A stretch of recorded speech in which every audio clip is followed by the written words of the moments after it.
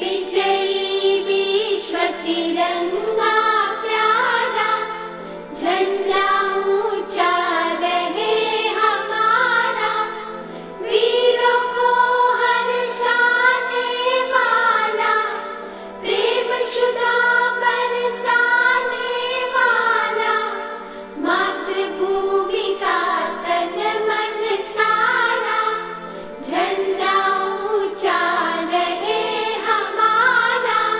वंदे वंदे भारत माता की वंदे मातरम वंदे मातरम वंदे मातरम वंदे वंदे मातरम वंदे मातरम वंदे मातरम वंदे वंदे मातरम वंदे मातरम वंदे मातरम वंदे।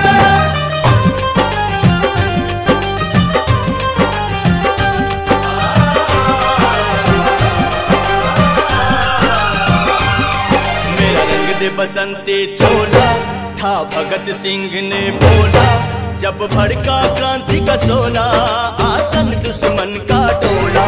आजादी के निशानी हो, वीरता के कहानी हो, जन जन में जगा दे इनकलाब के नारा, ऐसन आपन तिरंगा प्यारा, जन जन में जगा दे इनकलाब के नारा, ऐसन आपन तिरंगा प्यारा।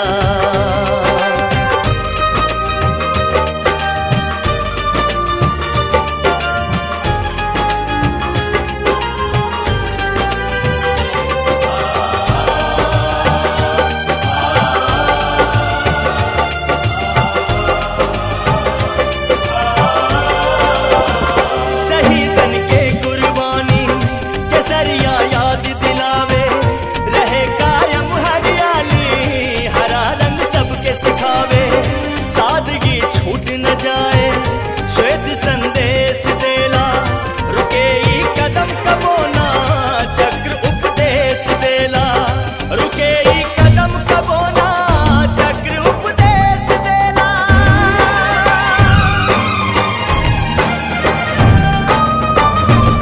ई प्रतीक आजादी के, त्याग शेखर गांधी के, हर हिंदुस्तानी के अखियन के तारा, ऐसन आपन तिरंगा प्यारा, जन जन में जगा दे इनकलाब के नारा, ऐसन आपन